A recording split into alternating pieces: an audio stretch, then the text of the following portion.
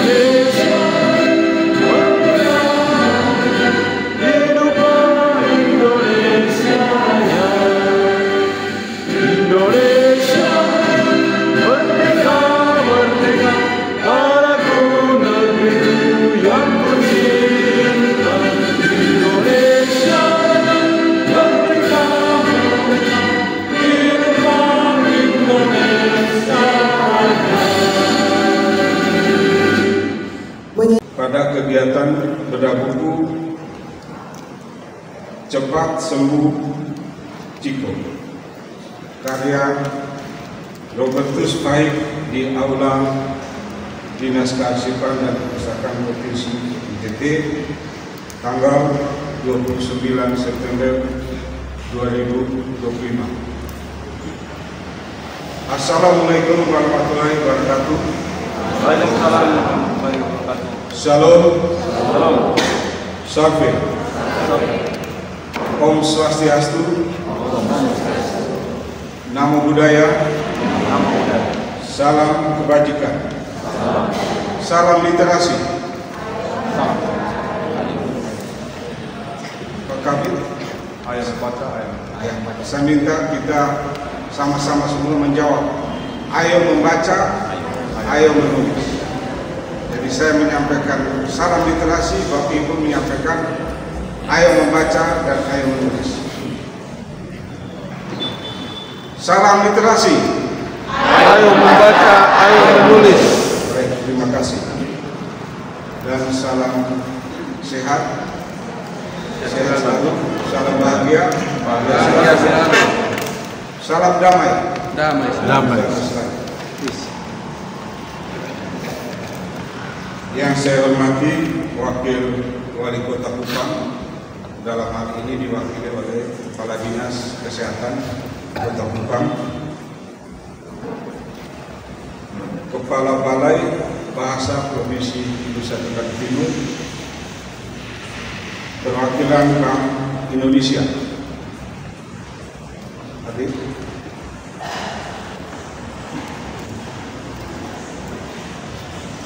Kepala Dinas Kearsipan dan Perpustakaan Kota Kupang,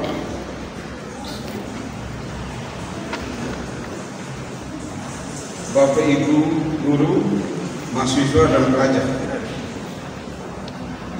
serta perwakilan penerbit, penulis, ilustrator dan penerjemah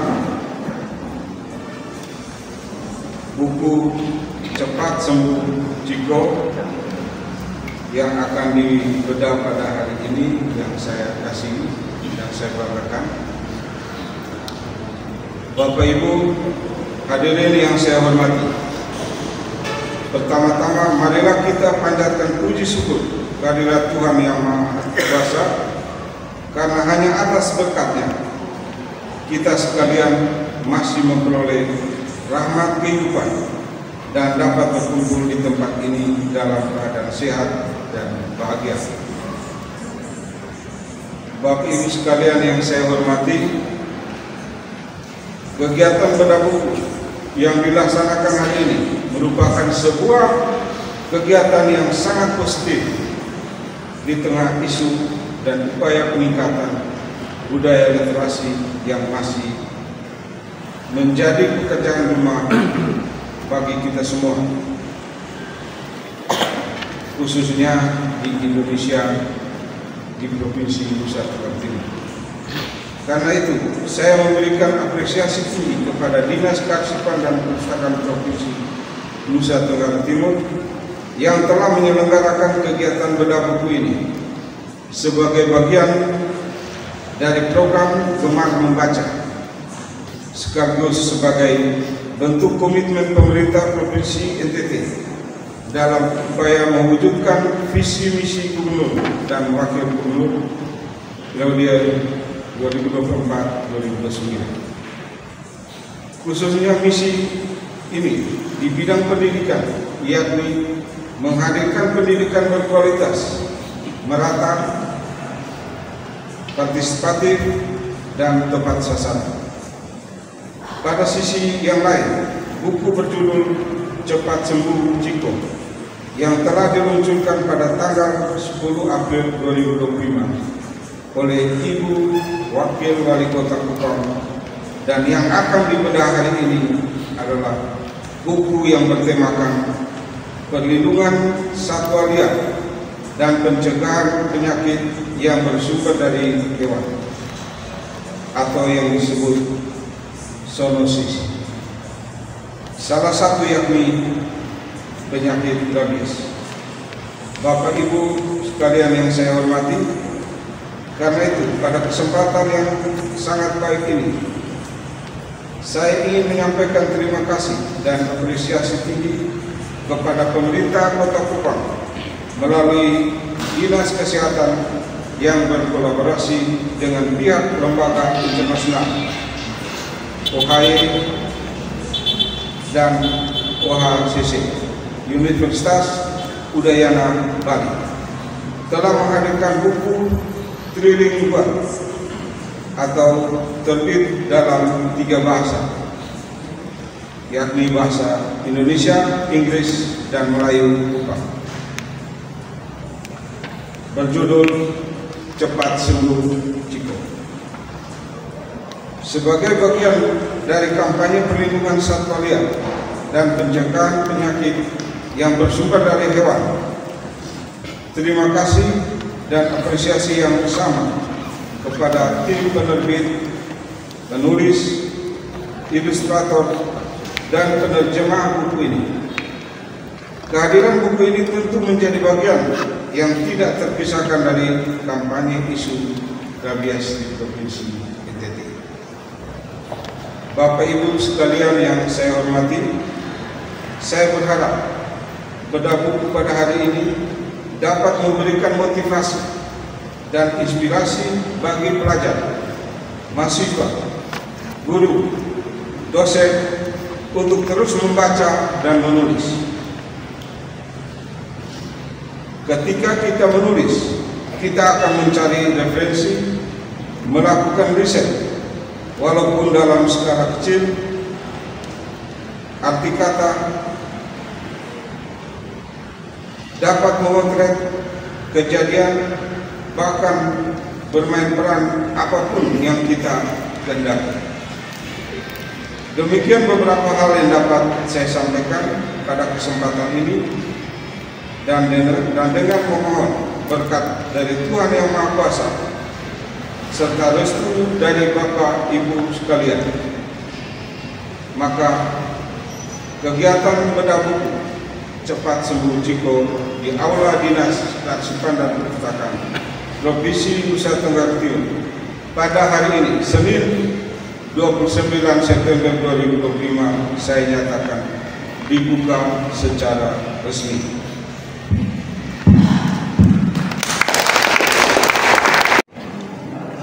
Lahir seekor anjing di Jepang yang kita kenal, apa ada yang kenal?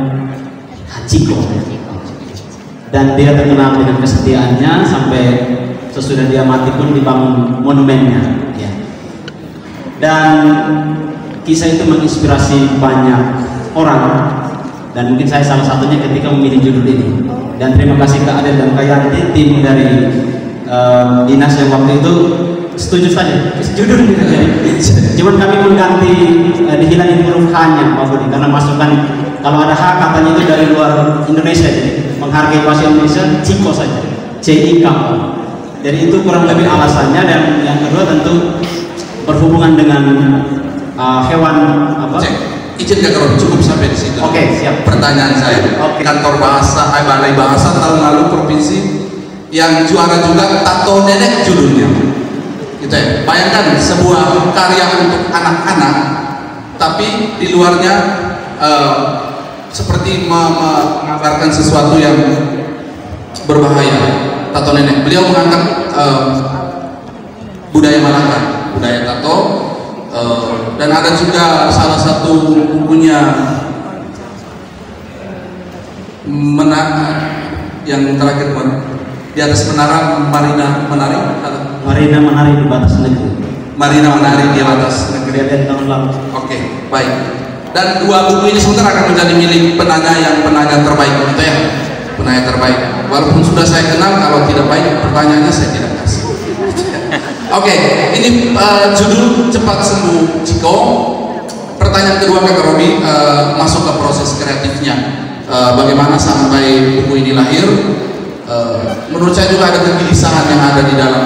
Seorang penulis tentu harus gelisah dulu, baru dia bisa menghasilkan karya-karyanya. Bagaimana proses kreatif sehingga lahirlah buku Cepat Sembuh Ciko Sesi? Ya, baik.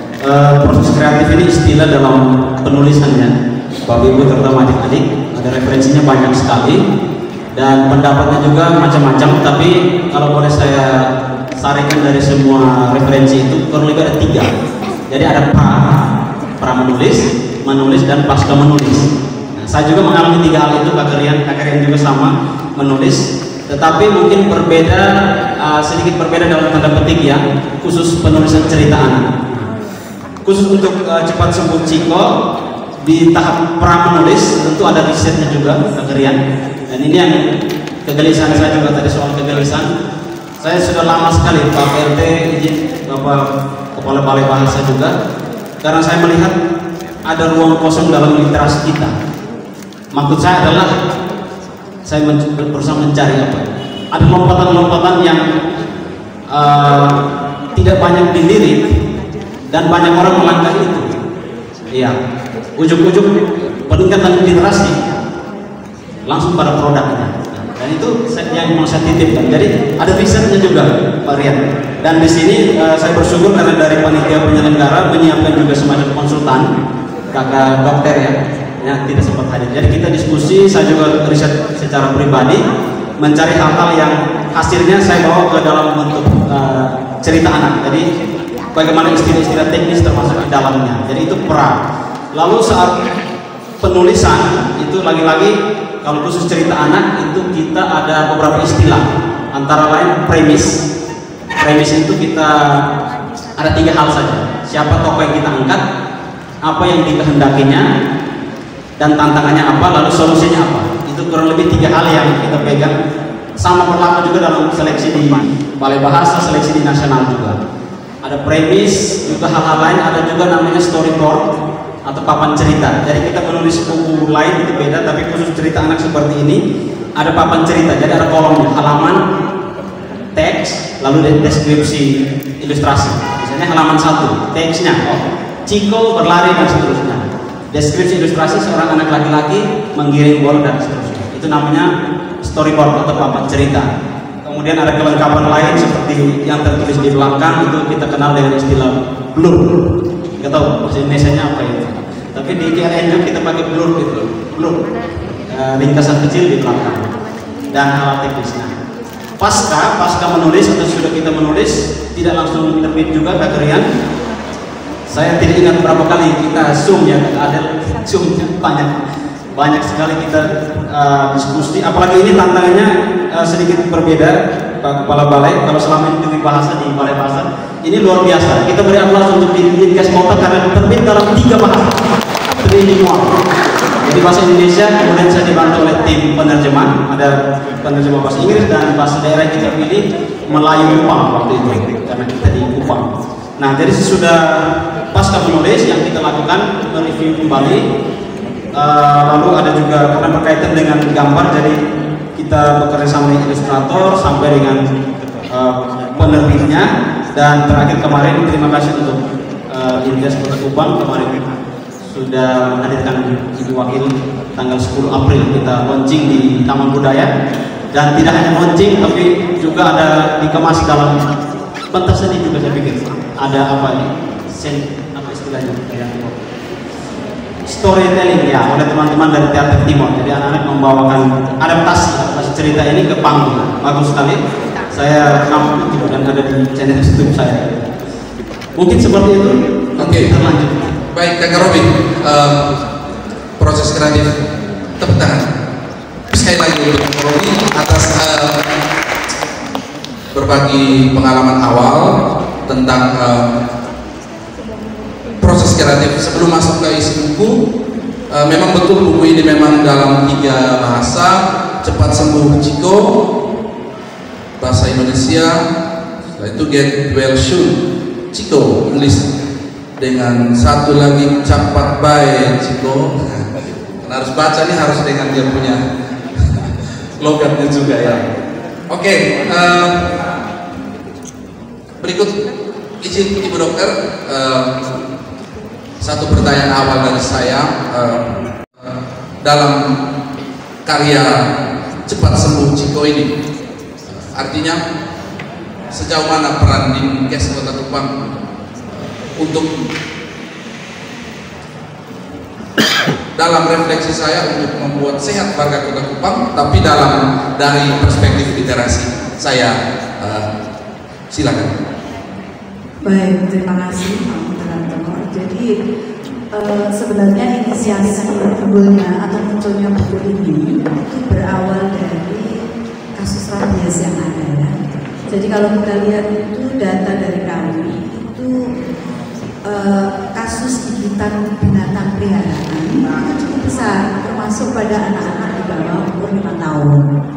Nah, kemudian staf kami Ibu Ainola ini bekerja sama dengan Kementerian dan Udayana untuk gimana ya membuat suatu karya yang mempercepat atau mempermudah anak-anak itu bisa memahami. Karena pada dasarnya anak-anak itu kan penyayang binatang, gitu. Tapi dia tidak tahu resiko-resiko yang dimunculkan apabila dia berdekatan dengan binatang tersebut. Nah, oleh karena itu muncullah buku Cepat Sembuh Ciko ini untuk bagaimana menyalurkan. Saya sendiri juga karena punya cucu, saya juga menceritakan ini kepada cucu saya. Jadi pesannya Ibu Ade, staf saya di dinas ini, Dok, ini ceritakan untuk anak cucunya dokter ya, ini sudah jadi bukunya. Nah, ini cukup berkesan karena di sini memang kandungan saya lihat apa yang diinginkan oleh Dinas Kesehatan untuk menyampaikan pesan yang sudah memuat.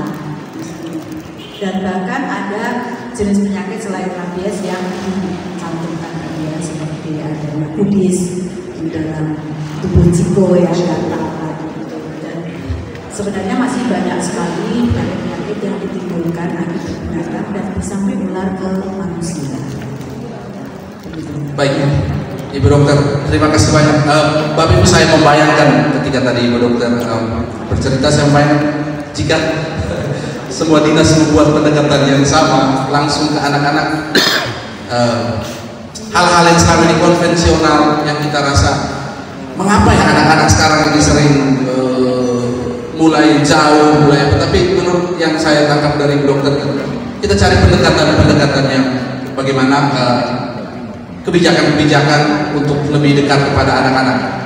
Kebetulan di Provinsi Nusa Tenggara Timur, Balai Bahasa selama ini sudah sangat bergelut khusus di bidang kepenulisan cerita anak.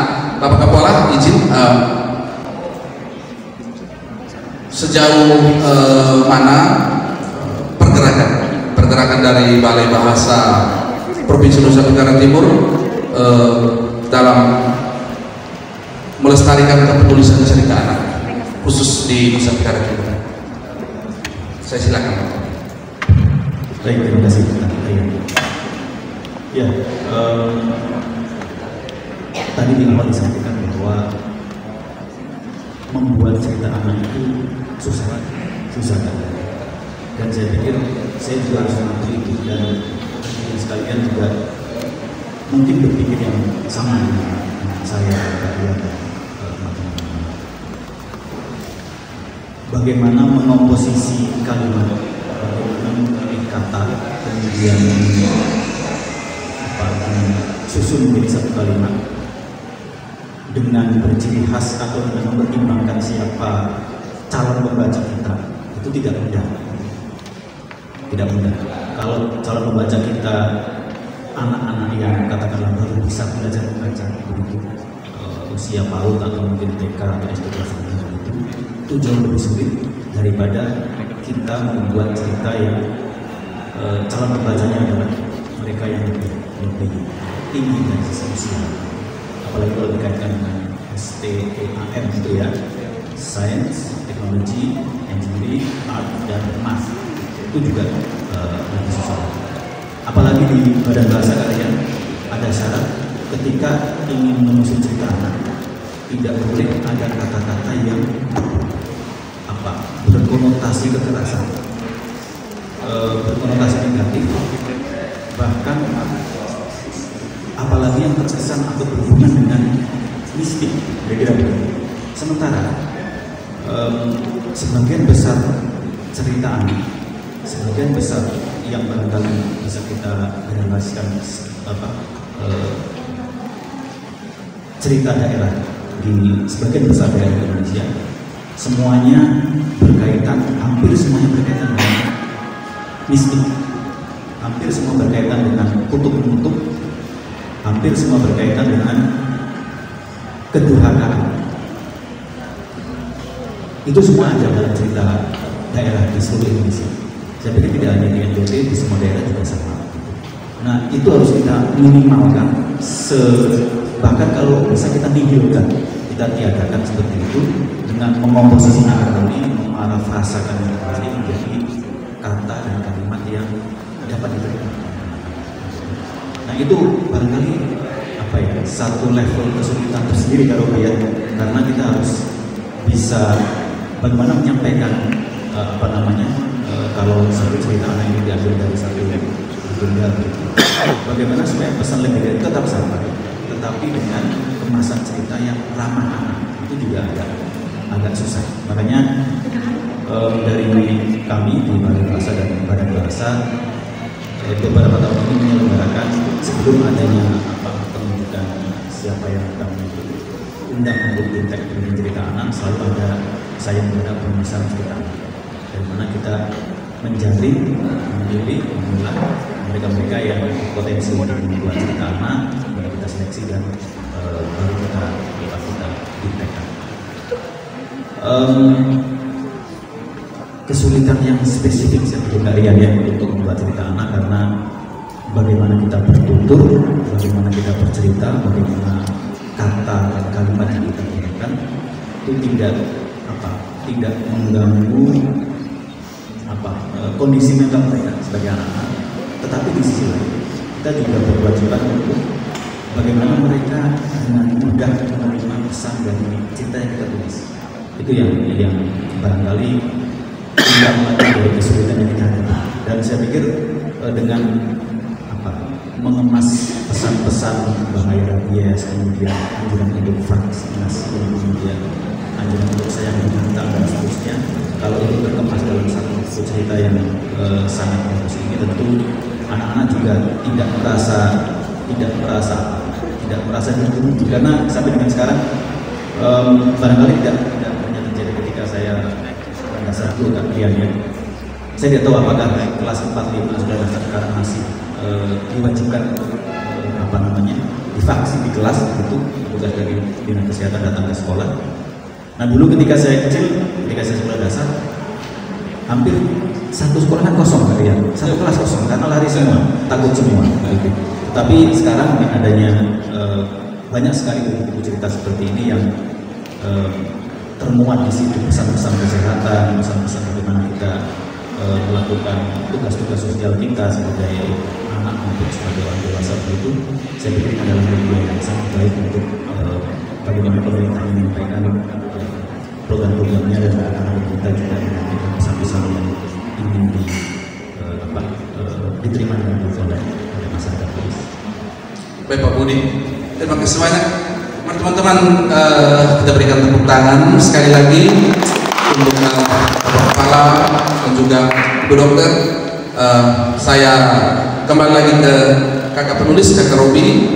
Ada satu hal lagi yang ingin kita gali mengenai isi dari buku ini, berkaitan dengan misi apa yang mau disampaikan oleh kakak Robi. Tadi menjawab program dari Dinas Kesehatan, dan juga ada ruang di Balai Bahasa tentang penulisan cerita anak. Kira-kira misi apa yang ingin Kakak Robi sampaikan dari tulisan ini ataupun tulisan-tulisan cerita anak lain yang ingin Kakak Robi sampaikan ke masyarakat luas? Sejauh pengalaman saya menulis, dua pendekatan atau dua warna atau dua ruang atau dua apalah itu.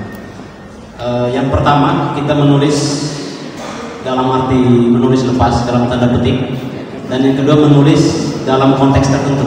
Ya.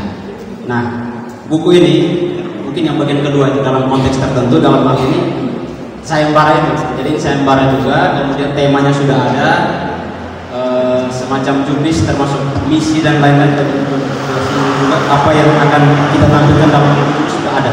Jadi itu yang membantu saya juga ketika menulis buku ini.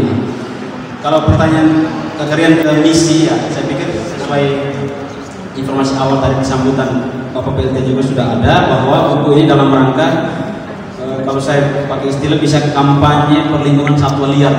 Jadi ada 5 provinsi, saya ulang sedikit mungkin. Nah, kita NTT dapatnya rabies. Jadi misi saya di situ. Jadi ini sederhananya kampanye rabies, tapi medianya cerita anak, dan memang sasarannya untuk anak-anak. Dan buku ini sudah disebar ya ke SD-SD di Kota Kupang. Setahu saya 500-an X lebih dicetak dan disebar. Jadi soal misi kira-kira seperti itu. Tetapi sebagai penulis, secara pribadi tentu ada hal yang saya titipkan, dan itulah kurang lebih permainan imajinasi, dan kalau boleh saya sebut spiritual juga mungkin. Ini saya kalau bicara seperti ini mungkin orang bilang terlalu lebay, tapi pengalaman saya seperti itu. Hampir setiap karya saya itu tidak berdiri lepas begitu saja. Pasti ada sesuatu yang selip di situ. Jadi ketika menulis buku ini saya teringat anjing kesayangan saya waktu masih kecil juga. Saya beri nama Guntur waktu itu. Jadi itu kurang lebih imajinasi. Kemudian ada hal-hal lain yang jadi sebenarnya banyak sekali muatannya, tetapi kembali lagi ke perjenjangan. Jadi ini juga saya bersyukur diskusi dengan Kak Rianti dan tim. Jadi dari panitia itu masukkan ini. Jadi saya beri pemahaman perjenjangan, akhirnya muatan yang banyak itu kita kurangi di ceritanya, kita titipkan di bagian lain, misalnya tahukah kamu di sini.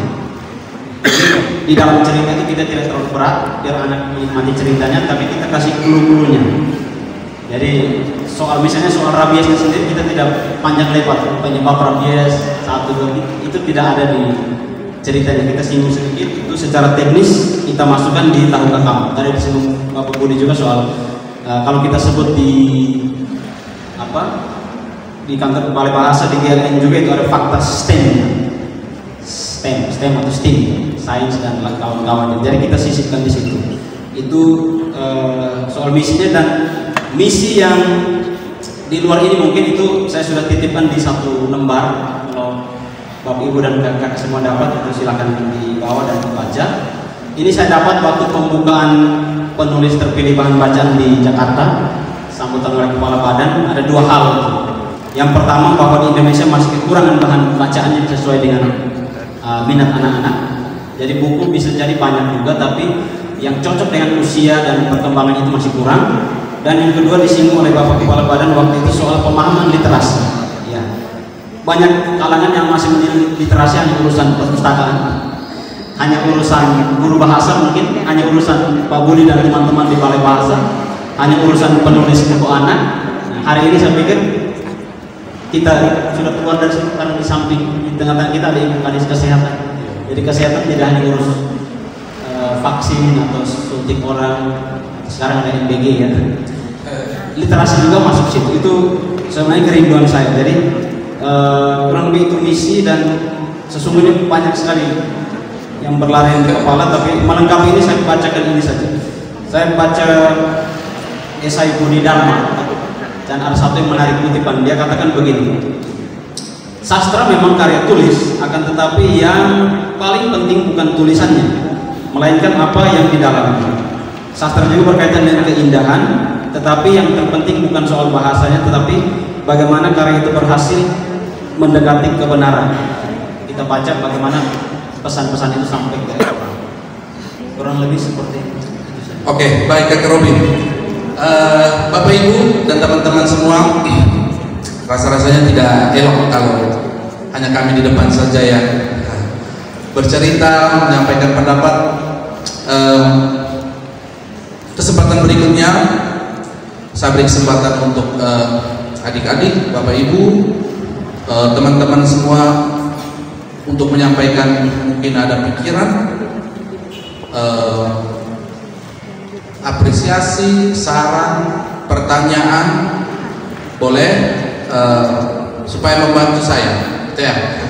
Jangan hanya moderator saja yang bertanya, tetapi teman-teman juga mungkin ada misi-misi tertentu yang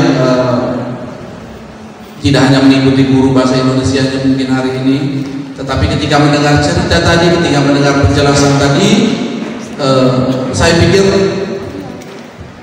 ini satu hal baik, satu hal baru untuk kita bagaimana melakukan pendekatan lain dari hal-hal yang tentunya ingin untuk kita capai, gitu ya. Mungkin adik-adik ada beberapa yang bercita-cita jadi penulis dan lain sebagainya. Nah, ini ahli-ahlinya sudah ada di depan, tips-tips, apalagi penulisan cerita anak yang betul Kakak Robi sampaikan tadi, seingat kita sekarang penulisan cerita anak tidak lagi seperti dulu kita baca gelondongan. Sekarang misalnya per halaman, ya Bapak Kepala, per halaman ada jenjang, kita kemarin jenjang D3, di satu halaman hanya boleh ada 3 paragraf, di satu paragraf hanya boleh ada 3 kalimat, di satu kalimat hanya boleh ada 12 kata maksimal. Ada rumusnya. Itu yang membuat kami dengan Bapak Anton menderita 3 hari waktu itu karena memikirkan rumus itu. Ternyata tadi ada pertimbangan psikologis, ada pertimbangan kesehatan. Ketika anak-anak baca, mereka tidak terlalu berseliweran kemana-mana, tapi mereka benar-benar bukan dibatasi, tetapi diatur supaya pola pikir dalam karya-karya yang besar dan luar biasa bisa sederhana untuk anak-anak. Mari saya buka forum kloter pertama untuk misalnya buku itu di sekolah dasar di Jepang sekitar 500-an. Pertanyaan saya, apakah akses buku ini tuh sudah ada di daerah tertinggal, misalnya di pelosok-pelosok, misalnya di kota-kota yang jauh dari Kupang misalnya. Kemudian apakah sudah ada akses? Mungkin kedepannya ada peningkatan wawasan kepada mereka yang kurang tahu membaca, kurang tahu tentang rabies itu apa. Karena di sana kan banyak juga anak-anak yang pelihara hewan juga, dan tidak tahu apa itu rabies dan segala penyakit lainnya. Terima kasih. Oke, baik. Sejauh pengalaman saya menulis, 2 pendekatan atau 2 warna atau 2 ruang atau 2 apa lagi. Yang pertama, kita menulis dalam arti menulis lepas dalam tanda petik, dan yang kedua menulis dalam konteks tertentu. Ya. Nah, buku ini mungkin yang bagian kedua itu dalam konteks tertentu, dalam hal ini sayembara itu. Jadi sayembara juga, kemudian temanya sudah ada, semacam jurnis termasuk misi dan lain-lain, juga apa yang akan kita tampilkan dalam buku sudah ada. Jadi itu yang membantu saya juga ketika menulis buku ini. Kalau pertanyaan kekerian ke misi, ya saya pikir sesuai informasi awal tadi di sambutan Bapak PLT juga sudah ada, bahwa buku ini dalam rangka kalau saya pakai istilah bisa kampanye perlindungan satwa liar. Jadi ada 5 provinsi, saya ulang sedikit mungkin. Nah, kita NTT dapatnya rabies. Jadi misi saya di situ. Jadi ini sederhananya kampanye rabies, tapi medianya cerita anak, dan memang sasarannya untuk anak-anak. Dan buku ini sudah disebar ya ke SD-SD di Kota Kupang.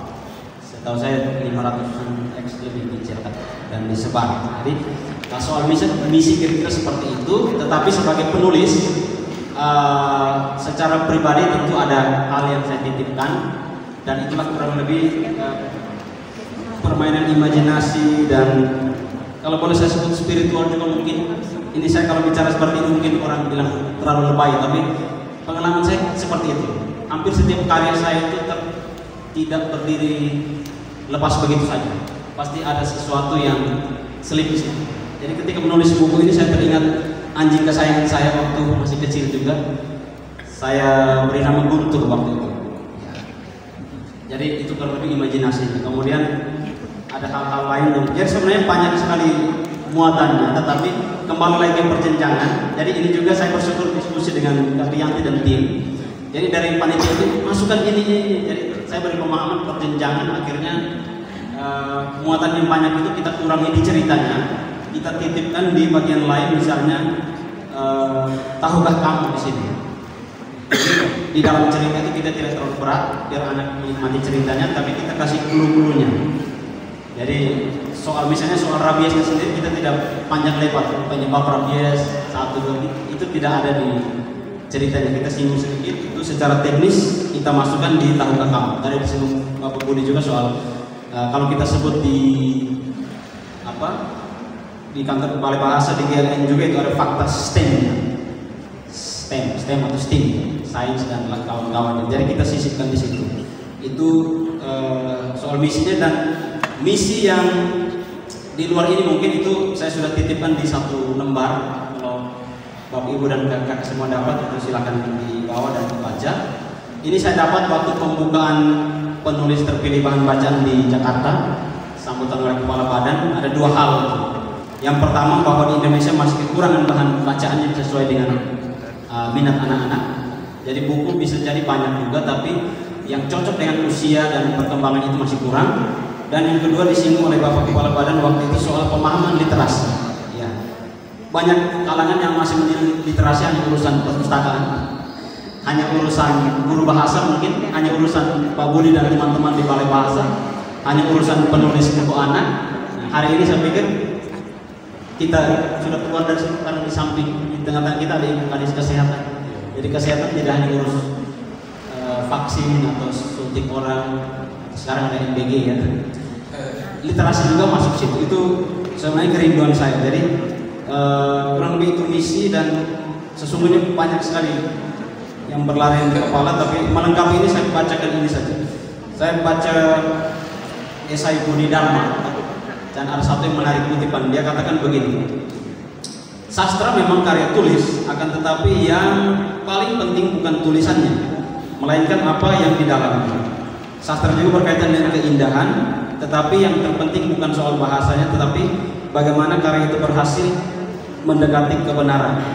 Kita baca bagaimana pesan-pesan itu sampai ke orang. Kurang lebih seperti itu. Oke, baik Kak Robin. Bapak Ibu dan teman-teman semua, rasa-rasanya tidak elok kalau hanya kami di depan saja yang bercerita, menyampaikan pendapat. Kesempatan berikutnya saya beri kesempatan untuk adik-adik, Bapak Ibu, teman-teman semua untuk menyampaikan mungkin ada pikiran, apresiasi, saran, pertanyaan, boleh supaya membantu saya, gitu ya. Jangan hanya moderator saja yang bertanya, tetapi teman-teman juga mungkin ada misi-misi tertentu yang tidak hanya mengikuti guru bahasa Indonesia mungkin hari ini, tetapi ketika mendengar cerita tadi, ketika mendengar penjelasan tadi, saya pikir ini satu hal baik, satu hal baru untuk kita bagaimana melakukan pendekatan lain dari hal-hal yang tentunya ingin untuk kita capai, gitu ya.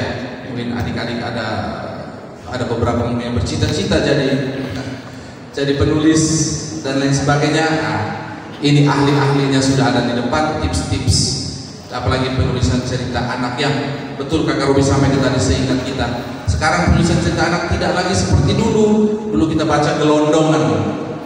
Sekarang misalnya per halaman, ya Bapak Kepala, per halaman ada jenjang. Kita kemarin jenjang D3, di satu halaman hanya boleh ada 3 paragraf, di satu paragraf hanya boleh ada 3 kalimat, di satu kalimat hanya boleh ada 12 kata maksimal. Ada rumusnya. Itu yang membuat kami dengan Bapak Anton menderita 3 hari waktu itu karena memikirkan rumus itu. Ternyata tadi ada pertimbangan psikologis, ada pertimbangan kesehatan. Ketika anak-anak baca, mereka tidak terlalu berseliweran kemana-mana, tapi mereka benar-benar bukan dibatasi, tetapi diatur supaya pola pikir dalam karya-karya yang besar dan luar biasa bisa sederhana untuk anak-anak. Mari saya buka forum kloter pertama untuk saya. Perkenalkan, saya Martina Amara SPD dari SDN tingkat Menkoteng. Luar biasa, artinya momen hari ini tidak semua sekolah bisa mendapatkan bagian. Jadi terima kasih untuk undangan yang diberikan kepada kami sehingga hari ini kami boleh hadir di sini. Terima kasih kepada Kak Robi, kemudian Dinas Kesehatan yang sudah memberikan kami buku. Kami juga sudah mendapatkan buku itu dan benar sekali bukunya.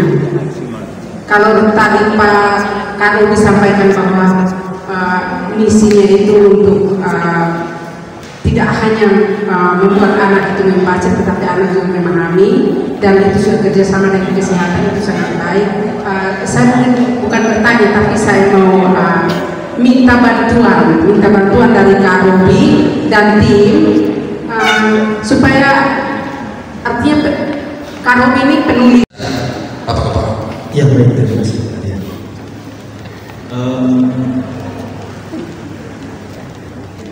Pada era digital yang kata otak membuat kita sering mengalami distraksi, kemudian pada saat atau pada era ketika ruang dan waktu itu tidak berjarak, ketika informasi berjalan dengan sangat cepat, tersampaikan dengan sangat cepat, baik itu disengaja maupun tidak. Kebiasaan-kebiasaan lama kita menemui tantangan di sini. Artinya apa? Pesan-pesan yang ingin kita sampaikan, pesan-pesan yang bisa jadi ingin penulis sampaikan, pesan-pesan yang ingin disampaikan oleh pemerintah kepada rakyatnya seringkali menemui kendala. Bisa kendala karena media, bisa kendala karena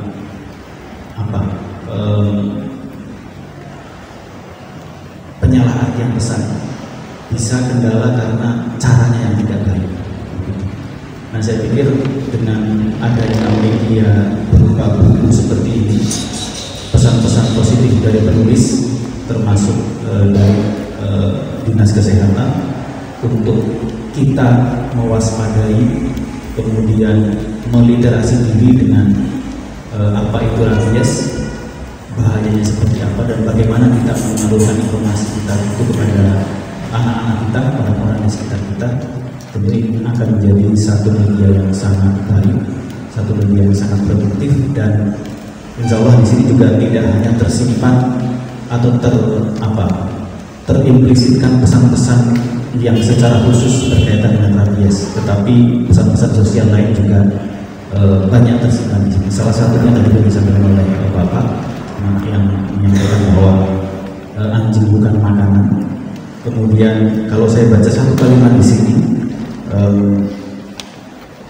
ada satu kalimat yang menurut saya sekarang menjadi barang yang mahal, kalau lihat menjadi satu kebiasaan yang mahal.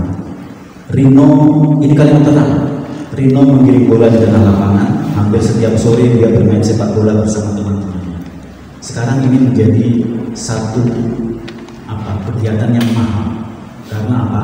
Semakin banyak lahan yang habis, ya, semakin banyak ruang-ruang sosial yang dialihfungsikan, sehingga semakin sedikit anak-anak kita memiliki kegiatan untuk mencurahkan energinya.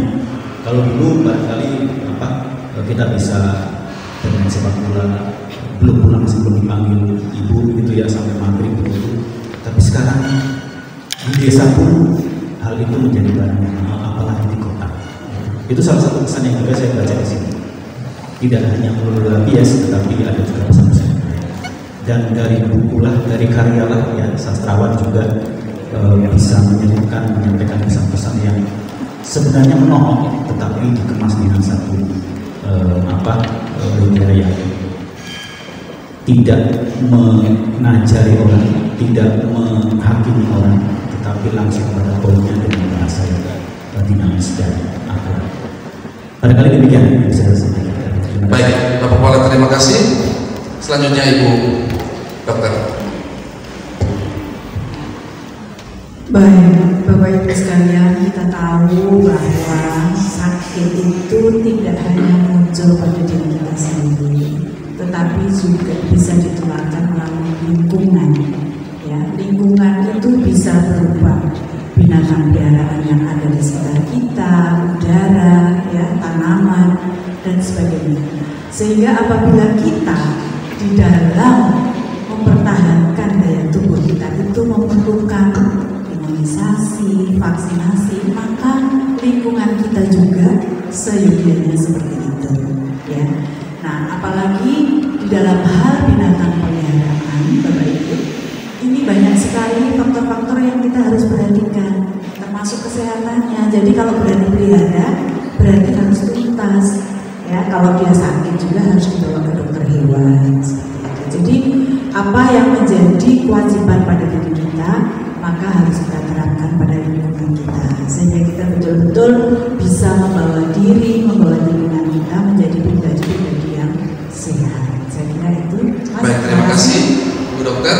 Selanjutnya closing statement dari Kakak Robi, saya silakan. Yang pertama, saya atas nama pribadi dan teman-teman dari SPM menyampaikan terima kasih Bapak Kabid bersama keluarga besar Dinas Arkus Provinsi NTT yang sudah menyelenggarakan kegiatan ini dan memberi ruang untuk kami. Terima kasih untuk Bapak Budi dan Kristi dan teman-teman dari Balai Bahasa NTT yang sudah berkenan hadir. Terima kasih Ibu Kadis, Rianti, dan Kak Adel, tim dari Dinas Kesehatan Provinsi, juga untuk semua tim yang bekerja sama dalam lahirnya terbitnya buku ini. Penerima bahasa Inggris ini sudah di Australia, penerima bahasa Kupangnya janji untuk hadir. Oh iya, pakai apa? Kebaya, jadi saya tidak salah kenal. Terima kasih penerjemahnya ya. Penerjemah tepuk tangan ya. Kakak ini. Terima kasih Bapak Anton. Luar biasa. Bapak Anton ini teman almarhum bapak saya, dulu di Ladang Pero. Kalau Bapak Ibu kenal nama-nama lain seperti Ignas Kleden, Monsinyur Edo Samsul, itu angkatannya mereka. Terima kasih Bapak Anton masih hadir bersama saya mewakili Bapak. Terima kasih untuk Bapak Ibu dari sekolah bersama adik-adik, teman-teman wartawan, Om Yos dari Serikat Media Cyber Indonesia, dan semua saja yang mungkin tidak sempat saya sebutkan satu persatu, Kak Jovin dan keluarga besar dari Momere. Om Rian, terima kasih.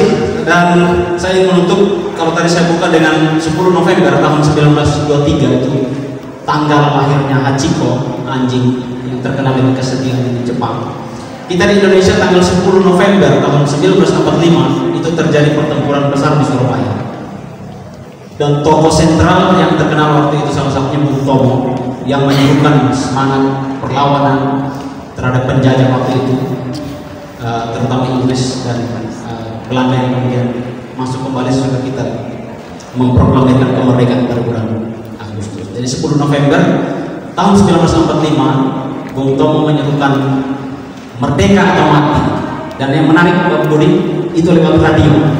Saya membayangkan apakah bisa buku-buku lewat buku anak itu juga bisa menyuarakan kebenaran, menyuarakan pendidikan karakter, menyuarakan perlindungan satwa liar dan hal-hal lain, hal-hal positif yang bisa kita suarakan lewat media-media seperti ini. Apakah bisa seperti itu? Dan saya menutup, karena saya suka menulis puisi, saya menutup dengan puisi. Biasa pantun, tapi saya tutup dengan puisi.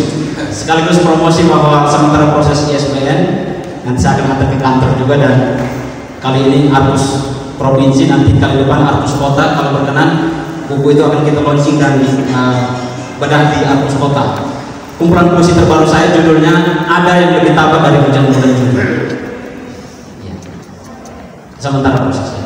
Tapi saya kutip dari, sebagai penutup saya kutip dari penyair Sawawi Imron namanya. Dia pernah tulis satu puisi judulnya Jangan Larang. Kalau mendung hitam sudah di atas kepala, jangan larang hujan turun ke bumi. Kalau angin sudah bertiup dengan kencangnya, jangan larang daun-daun kering jatuh berguguran. Kalau senyum selalu mekar dalam hatiku, jangan larang aku tetap setia dan rindu padamu. Sawawi Imron. Hari ini saya tambahkan, kalau hari ini kita sudah bertemu dan membedah buku Ciko, jangan larang anjing-anjing kita, hewan peliharaan kita untuk menikmati hak hidup seperti itu. Terima kasih. Oke, sekali lagi saya ajak kita untuk berikan tepuk tangannya meriah bagi Pak Polda dan juga Polisi Hukum. Kerjasama yang holistik ini saya rasa hal yang baik dan ini terus kita jalankan setiap hari.